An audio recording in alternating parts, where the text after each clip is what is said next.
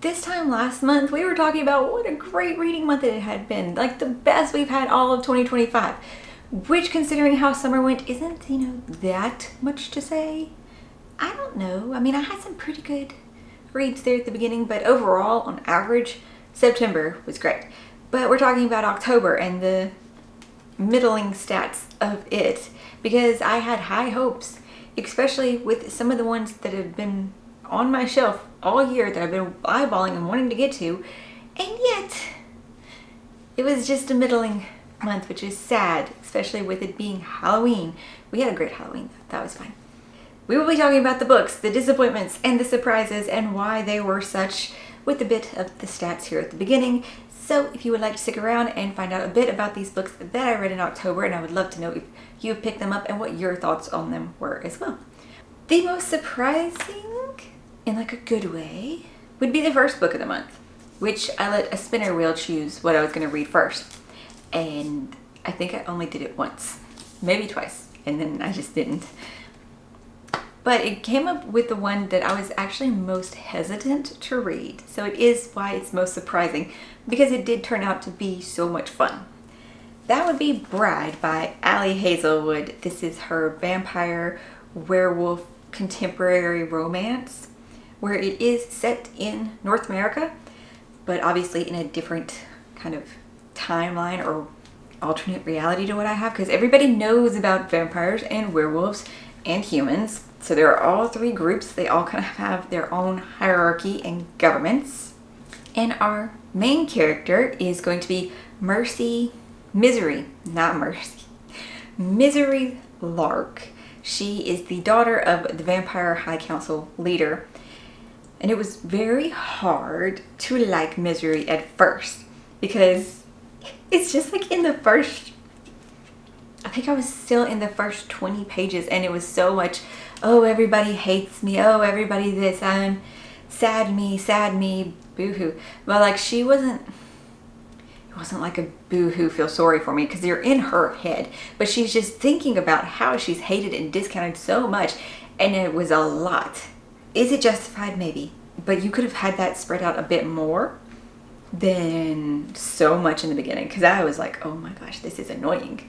Also, the prologue. The prologue jumps you kind of right in. There's, the Twilight-ish sniffing scene where the male main character has to freak out and she doesn't understand, and it's almost pretty evident right from that scene in the prologue. And then you go back 6 weeks in chapter 1, before the marriage. 6 weeks before, you find her out in the human world pretending to be human, except of course her best friend knows who she is because they kind of grew up together. And you understand more why Misery thinks all the vampires hate her.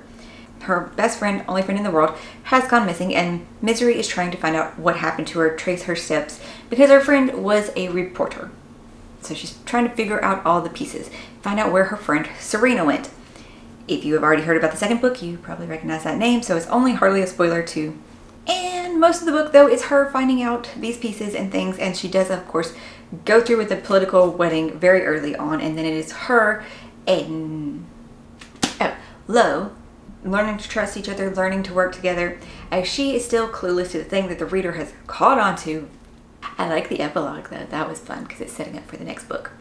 I don't know how long I talked about this one. Maybe too much, but as I said, this one was my surprising fun read of the month. And it was the first book, so I had a lot of fun actually reading it. And I ended up giving it a 3.5 stars if I hadn't said that yet. The next one, seeing what the star rating I put down, I am still surprised. How did it get that star? I don't remember. Something bumped it up. I don't remember what, because I'm wondering if it still deserves that star rating. Okay, this is the one that I don't know if this was my most anticipated, excited to read this in October book, but maybe. That would be So Thirsty by Rachel Harrison. I've read about a Rachel Harrison book every Halloween, hardly ever the new one that Halloween somehow. And I wish that I had gotten Play Nice instead, because apparently this one and the one right before it, Black Sheep, are just not books for me, and now I'm worried about Play Nice. I am. Okay, why I didn't like this one was the main character herself. It ruined most of the story for me. In this one, you are following Sloane. On the day you meet her, is it her birthday? I don't remember if it's her birthday the day you meet her, maybe. But she's going on and on about how she's getting older, how she can see in the mirror, she's aging. Already, that's, slightly annoying. I get it. It is hard for some people and all the things, but she's really, and how people don't, look at her as young anymore. You don't know how people look at you. Maybe some people do call you ma'am, but geez, that's just manners. But the nail in the coffin of her being so upset about it being her birthday, and probably just the time when I read this too, maybe that was just not the week to read this. She's 36. She's turning 36. I turned 36 this summer, and so I'm like, oh my god, really? Lady. There was Dad, and it was just so much about she was complacent in her life and the way she thought, and she didn't want things to change, even though she didn't really like some of the aspects of her life either. But she didn't want to risk things not going in her order anymore, where she could just work from her house, have her peach tree, I think she had outside, have her actual house. But she didn't want her life necessarily. And then her fun friend Naomi, that she's known since high school, who is a band promoter for her boyfriend's band that actually does have some fame and stuff, and they've been on a European tour. She came back for Sloane's birthday, and they went to this nice resort place but since it's January, it's supposed to be really cheaper, and they're out in the middle of the Finger Lakes. I really don't know where that is, but they're at a cottage there, and they get kind of snowed in, but they went out to a bar one night, and they met some intriguing characters, and so Naomi gets invited to a party, and her and Sloane go to this party, and everything goes, well, obviously it's a vampire book, so obviously things happen, and Sloane continues to be annoying because she's trying to still act normal and be away from the vampires, even though the vampires are trying to be very nice, help her to learn this new life, because they didn't actually intend to turn them. I think I've delved into spoilers. And yeah, things just continuously spiral out of control. And her and Naomi are on bad terms and can't accept things, and Sloane just pretty much blames everything on her best friend. No responsibilities taken. Most of the book was super unfun, super downer. Would I have thought differently? Like I said, if I'd read it at a different point, I don't know. At first, I kept thinking that, but then it was such a downer. I felt like it was pulling me into a slump. Then to help me not hopefully be in a mood and a slump and be a perker-upper, there's a word for picker-upper? I don't know. I finished off the Cat Plus Gamer manga series by, can I say his name? Wataru Nadatandi? I'm just very sorry. That would be volume 7 and 8 though of the series, and these two had a more through storyline than most of the other ones. Most of the other ones are just, the cat slow adventures, but it is going through different times of the year. These two though did have a very good connected storyline in between the individual chapter issues.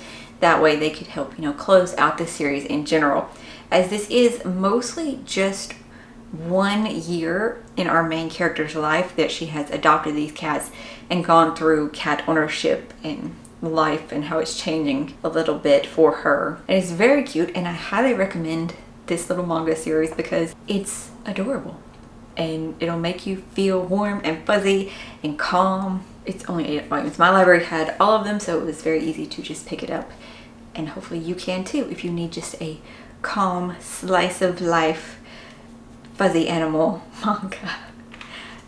These were both 4 stars, obviously. By this point of the reading in October, it was time to start the buddy read for Warrior Princess Assassin. That way I could finish it before the live show on the 25th, 24th, the day that we had the live show. This one, there's so much with this one, and we went off on tangents of talking about it. I'll just start with, it was a 3-star. That's a little generous because maybe there's, where it could go. It is also classified as her adult debut. This one reads as a YA until you get to the more romantic-y bits.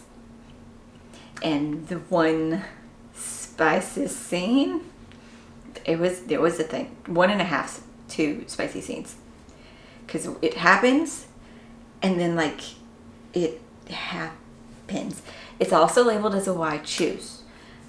No, there's a lot of like interconnected, because it's who's choosing. Any of them? None of them are choosing, or they're all choosing each other. You're rolling the Princess Jory, whose name I blanked on, and my mind was trying to supply me with Poppy when I know that's not right. Her name is longer than that, but she says call me Jory, because then I'm glad, because I can't pronounce her name.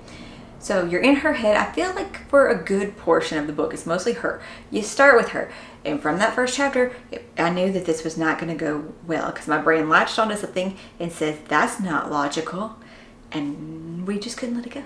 And then we found another thing a few chapters later, and it did get better. I stopped picking out things that were just like improbable and illogical. But I'm sorry, you're not going to have a dressmaker seamstress working at midnight in the dark. No one would agree to that. No one. I hope maybe they would introduce like magic stones so that there was actually some little bit of light. But no. And I don't even remember if there was supposed to really be moonlight. I think there had to have been some moonlight, but still, no. What? No. Okay, there was no fire in the whole kingdom, because the king from the other country, though, has fire magic. Everybody's afraid of him. He can summon fire from like the smallest flame, so the whole country was told no fire. Okay. He was on the way in, though, to seal the marriage alliance with Jory. And our other character is Jory's best friend from when they were younger. Okay, my brain has flushed all of their names. Axel? Okay, we'll just call him the princess, the king, and the assassin. Yes. He comes in because he comes to visit Jory when he's in town. He's had a very, very bad life. Very bad life. And a lot of his story is what probably could push this more into the adult. But the writing style, pardon me, had a tickle in the throat. The writing style, though, still, the things that happen, the way things are said, still simplistic-y. It reads YA. Even with the mentions of the things from Asher, that's his name. Asher's life, still going with YA. And Jory's innocence, oh my god, she's 26. And she's still so simple-minded and innocent. I get she's sheltered, but it doesn't make sense. It's too much. It's too much. Like, she didn't know about certain things that are happening in her own country or other things. But I don't want to dive into the spoilers of it too much, even though I don't think I gave you the description either. So Jory is supposed to have this political alliance with Maddox, the king of this other country, because the third country on the continent, which possibly is the biggest on the continent, I don't remember what the map looked like. I might insert that here just for reference. This country is attacking both of them, but Maddox's country has this mountain range in between them and this other country, so that kind of helps prevent them from there. And they are known for mining or iron, and their weaponry and their army, their military might is much stronger. Whereas Jory's country is known for its great weather, because the kings possess weather magic, and having good crops and food. Like, I think they said they get 2 harvests a year, and so they're going to make an alliance with this warrior country because they don't have that sort of army. This video sounds like it's going to be super long, but we only have one book left that I finished in the month of October. And okay, I did start Tales of the Sun Eater Volume 4 by Christopher Rocchio in October. I don't even remember when exactly I started that one, so still almost not done with that one. But the actual final book I started was Paradise 1 by David Wellington. This, I've been looking at it all year. I've been excited to read it, to see how this space horror would go. I know that if everybody I've seen talk about it says like it's not hugely scary, so people who aren't very good with horror should be fine. And yeah, this is a sci-fi book. Are there scary moments? Sure. You know, I could see why it would get the horror label more as maybe if it was an adaptation. Like, some of the things to visually have it in front of you for a movie or a show, oh my gosh, it'd be probably like 100 times scarier. It is a multi-POV. It's in the back of the book. I'll tell you it's about Firewatch Inspector Alexandra Petrova, and the Firewatch is pretty much almost like military police for the solar system. That's the level that they are at. And she is sent to the Paradise system, because it's a star system, where Paradise 1 is the first out of solar system colony that we have established, and we haven't heard from them. And then you're also following through Dr. Zhang, who was the only survivor from Titan colony of 300 people. But the back of the book doesn't mention that at all. But on the Paradise mission, there are 3 humans, 1 pilot, Sasha, and Dr. Zhang. So 3 peoples, and the AI that controls the ship that is taking them there, Acteon. And shortly after the humans go into cryostasis, a robot intelligence is apparently beamed to the ship. Why, it wouldn't be before they go, but the way Rapscallion, that's his name, the way Rapscallion puts it is even on these long haul missions, he never really has to interact with the humans. It's not his first time. He's there to maintain the ship and do little tasks around the ship while they're in transport for the 83 days that it takes to get from our solar system to Paradise 1. So it's all a very normal process. He beams his intelligence to the ship and then prints off a little body. Normally very odd little bodies, always in different shapes. And it's an interesting look at AI too, because Rapscallion is a different version of AI. They always classify him more as a robot, but he is just a very different version of AI than the ship's AI, because Rapscallion has awareness. He is from a generation that received those types of things, the awareness, but that didn't go well for humans, so we don't make them anymore. And we just have very few of them left, and we just use them for tasks similar to this. But when they drop out of the very fast speed that they're going to get to the Paradise system, as soon as they drop into regular space in the system, things go wrong. Things go really, really wrong. The book moves pretty fast pace-wise the whole way through. It starts you out actually pretty fast pace-wise, and there is a clue at the very beginning as to kind of what is happening. Just a little clue, not a big clue, a little clue. And it does circle back around to that and finding out things. Did it need to be this long? It's probably the thing, 'cause this did not even end up being a 4-star read. It's 670 something pages, and I think it could have been less. Mostly because while it always seems like something's happening, it also feels a little slow during those things, and there's a lot of discussions, and there's a lot of circular things kind of happening. And that's annoying. So I enjoyed overall the story, what it's trying to portray, and where we're going, and what might be found out in the second book, because that sounds really cool and intriguing. But somehow the book that's constantly having action scenes happen also felt really slow. I don't know, maybe it's because we didn't put the pieces together fast enough, or that the author felt to add the repetitive scenes-ness of it. Things went slower. But we're needing, I guess, to add the horror-y aspects. I don't know. I'm still going to read Revenant X though, and I think the 3rd book in the series has been announced, but I don't remember the name of it. And it is the Red Space series for reasons. The red definitely plays into it. Okay, now on to the books that we acquired in October, which actually this month is a bit more than normal. Because after going to see the Demon Slayer movie in September, my son was like, I want to go read all the manga now. Can we get the manga now? Can we buy them? Can we go to the store? And I'm like, new manga is pricey. So this is maybe half. It's probably not even half. 2, 4, 6, 8, 10. Yeah, this is not exactly half, especially because one of these is not one of the volumes. It's a secondary story written by a fan, but the original writer liked it so much, he's like, yeah, you can use it. So we got these, and now I'm waiting for the in-between, because they're not in order. The in-between to come in from the other sellers that I got them from. I haven't started it yet.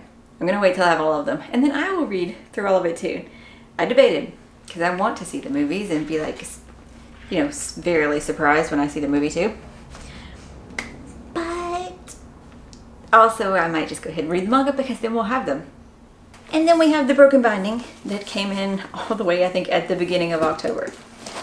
This one goes with the Sparrow, which is like right there. And then we have the Broken Binding that came in all the way, I think, at the beginning of October. This one goes with the Sparrow, which is like right there. And then we have the Broken Binding that came in all the way, I think, at the beginning of October. This one goes with the Sparrow, which is like right there. Now to say that line again without unwrapping paper, this came in all the way at the beginning of October, right after I redid my shelves, but I think I left room for it.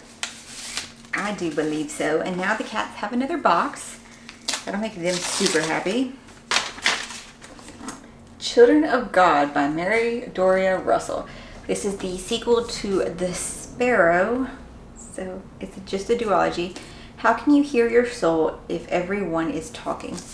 I don't think I should read the description because it's a sequel. There's a cat hair on my face now. But you can see the dust jacket and the cover and the inside art.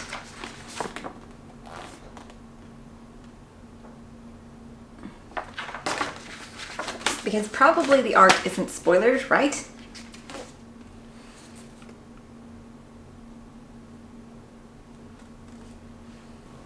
For I am every dead thing in whom love wrought new alchemy.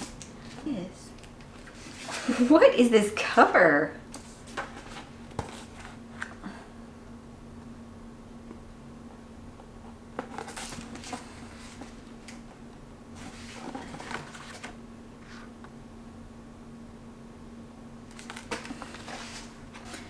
I like the purple choice. That's very pretty. The camera turned off on me, telling me that I've been talking too long, and now I'm concerned of how long this video is going to end up being after editing. October though, not as good a month reading wise as we expected. Still super hopeful though for my most anticipated book of November and maybe the year. I don't know, I don't think I was super excited this level for any other book this year. Was I? Okay, Sunrise on the Reaping came out and everyone, that one was super high up there too. And that turned out wonderfully. That one turned out wonderfully, so super high hopes. How did your Octobers go? I'd love to know in the comments what it was you read, how was it? Great month, meh month, we don't want to talk about it month. I hope none of you had a we don't want to talk about it month. Or if you don't feel super chatty, you can always just drop a confused face emoji. Because that's how we're feeling with how busy this week is and how long I apparently talked in this video about the few books that I read. I hope everybody stuck around and it made sense. And I made sense through it. And if you haven't yet and you enjoyed this video, think about subscribing or just coming back for a few more videos before you decide that you want to stick with our rambling craziness. I hope you're having an excellent day, finding something great to read, and that I will see you in the next one.